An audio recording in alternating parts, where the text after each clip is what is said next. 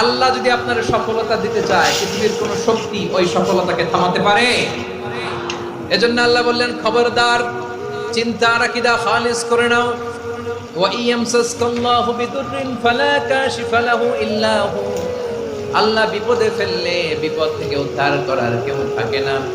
আর আল্লাহ যদি তোমার প্রতি দয়া দেখাতে চান, অনুগ্রহ করতে চান, ওই অনুগ্রহকে প্রতিরোধ করার মতো ক্ষমতা কারো নাই। তিনি তার বান্দাদের মধ্য থেকে যাকে ইচ্ছা তাকে দেন, যত ইচ্ছা তত দেন। তিনি ক্ষমাশীল, তিনি মেহেরবান। সুবহানাল্লাহ।